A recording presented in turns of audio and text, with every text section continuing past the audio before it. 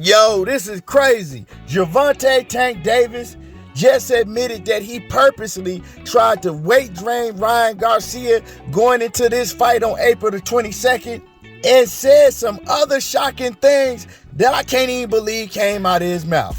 Before we get into this next video, make sure that y'all hit my like button and subscribe to the channel if you're not already subbed to the channel. Today, we did have the biggest and the best press conference in LA between Ryan Garcia and Gervonta Tank Davis. Yesterday, the press conference, it was alright, but we did get the biggest news in regarding to this fight that's going to go down on April the 22nd between Gervonta Davis and Ryan Garcia. And the news that we got that nobody knew, and it shocked a lot of people. And a lot of Gervonta Davis die-hard fans, and I'm a Tank Davis fan. But some of y'all are just over the top. A lot of his over-the-top fans have been on the defense ever since this news came out. And y'all know what news that came out. That Gervonta Davis put a rehydration clause on Ryan Garcia. But today the things that came out of Gervonta Davis's mouth when asked about the rehydration clause, it actually surprised me. It really surprised me. But we gonna get into that. That's what we gonna break down. But I see a lot of these boxing fans, and I'm not even gonna call y'all boxing fans. I'm gonna call y'all fans of Gervonta Davis, because a lot of these fans, y'all are not fans of the sport of boxing, and that's what's killing the sport of boxing. It's like when you know something is wrong, right? And your fighter does it, the fighter that you love and worship, when they do something wrong and you see it, then you lose all your morals because it's a fighter that you are in love with. So it's not wrong just because it's that fighter that you love. But when it's a fighter that you don't care for too much, then it's wrong. Then you all over social media, you all over YouTube, you all in these boxing chats, downing them and degrading them for doing something that you know they shouldn't be doing in the sport of boxing. But it's okay when it's a fighter that you love. When Canelo Alvarez does it, it's wrong. When other fighters that do stuff like this, it's wrong. But it's okay if it's a fighter like Gervonta Davis that you like and you love. And then we got grown men and women, they'll change their energy completely.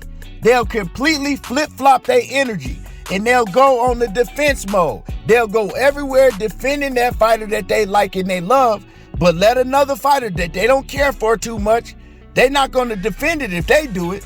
When Canelo Alvarez did that stuff, I was talking bad about him. I had a problem when he did that to Daniel Jacobs. And everybody else was all over the internet, right? These same dudes that you see now defending Gervonta Davis, they was talking bad about Canelo. They talk bad about Canelo till this day because of things like that he's done in his past. They talk bad about him to this day.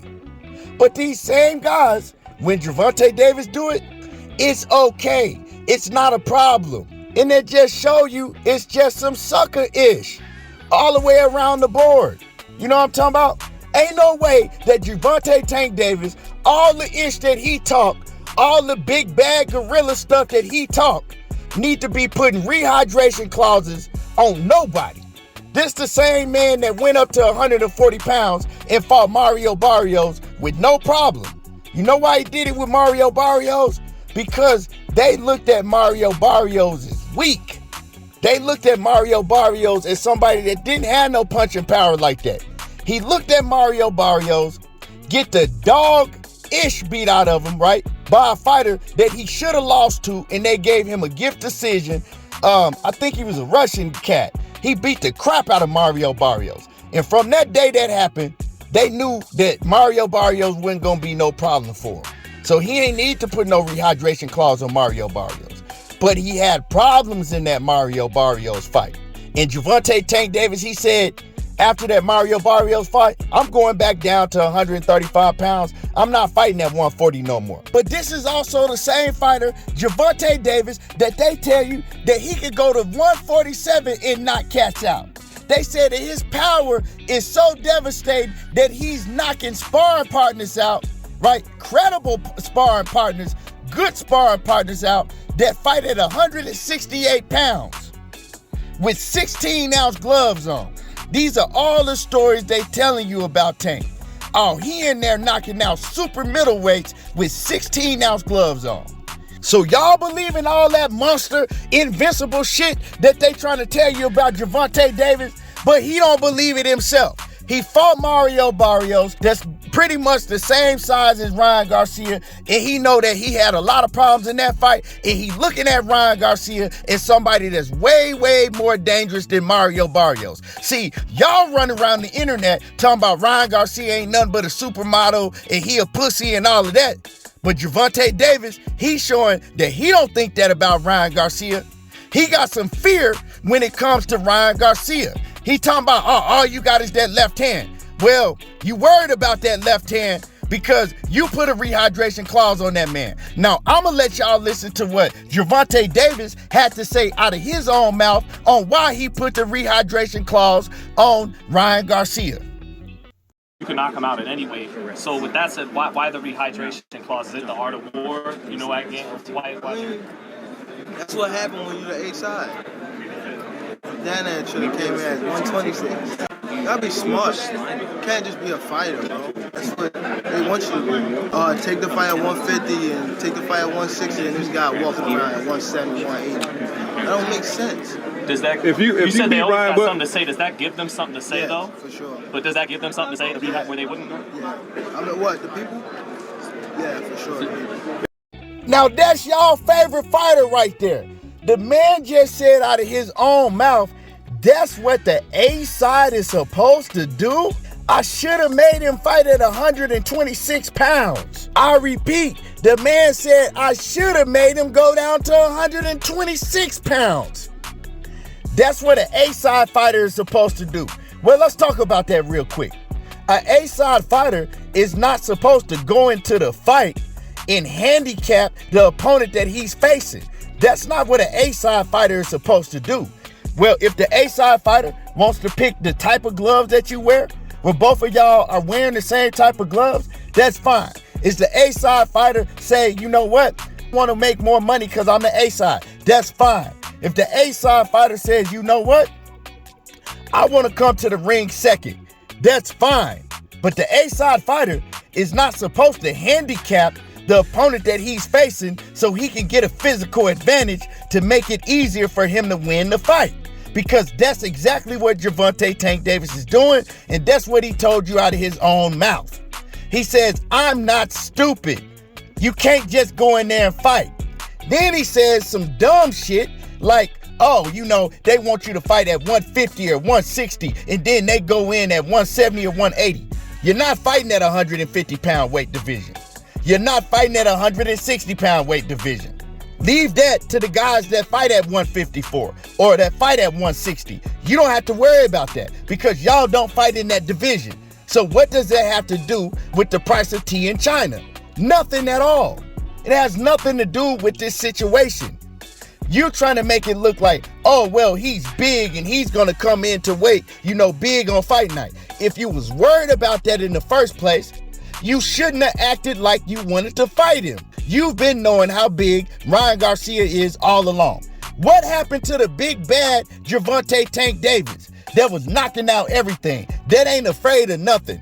Now, oh, Ryan Garcia, TikTok Ryan Garcia, Instagram supermodel Ryan Garcia that everybody say that only had one weapon.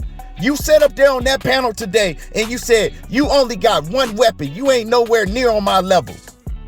Well, you made sure that it was going to be hard for him to use any weapon. That's crazy. This some sucker stuff right here. Straight up and down. He says this is what the A side's supposed to do. It's crazy. This is what's wrong with boxing. And a lot of y'all gonna run and regurgitate exactly what Gervonta Davis said and think it's okay. Most of these fighters, they're not competitors no more. You taking the competition out of the sport. You know, these guys are supposed to be wanting to compete against each other at their best. The best should want to fight the best at their best. Not one fighter be at his best and then make sure the other fighter is not at his best so you can have an easy win. These fighters ain't built like that no more. The fans ain't built like that no more because y'all accept stuff like this. The sport of boxing is going to turn into Jake Paul, and these TikTok stars. Because that is the mentality that the boxing fans are turned into. It's a new day and age, and I understand it. You know what I'm saying? I see where boxing is going because it's stuff like this.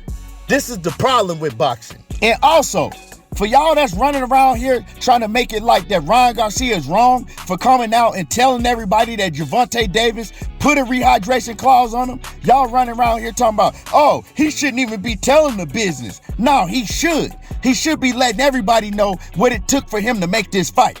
Because he's letting everybody know, look, this is how bad I wanted to fight. I accepted everything. I accepted a rehydration clause that's going to be very hard for me, right? That's going to put me at a disability. He's telling y'all, and y'all should know, right?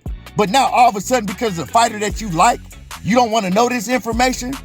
You know what I'm talking about? When Daniel Jacobs came out and told everybody what Canelo did to him, y'all wasn't saying nothing about that. Y'all wasn't getting on Daniel Jacobs' helmet saying that, oh, he shouldn't be exposing the business that's happening behind the scenes. Nah, he should. And y'all the same ones that will be complaining and calling Ryan Garcia every name in the book if he had came out and said, you know what, I'm not taking the fight. He trying to put a rehydration clause on me and I'm not going to take the fight. Oh yeah, y'all would have had a problem with that. We wouldn't have heard the end of that. Y'all would have been calling him all type of ducks. And so you can't win for losing. If it's a fighter that you like, y'all gonna defend him whether he is wrong or right. It don't even matter. You know what I'm saying? Is that what y'all want to see? Y'all want to see Gervonta Davis go in there and fight a weak Ryan Garcia and knock him out easy so y'all can go brag and act like that your favorite fighter is the baddest man on the planet? Come on, man. It's crazy how y'all thinking ahead. Y'all ain't no real boxing fans. Y'all just fans of a fighter. Y'all just want to see him win and look spectacular no matter what the ins and outs is behind it. Y'all don't care. And it's crazy. You know what I'm saying? This is the problem with boxing. This is crazy. Y'all let me know what y'all think. You know what I'm saying? The real boxing fans, let me know what y'all think about this. Drop a comment in the comment section. Don't forget to hit my like button and subscribe to the channel if you're not already a sub to the channel. There you go, talking that boxing again. And I'm gone.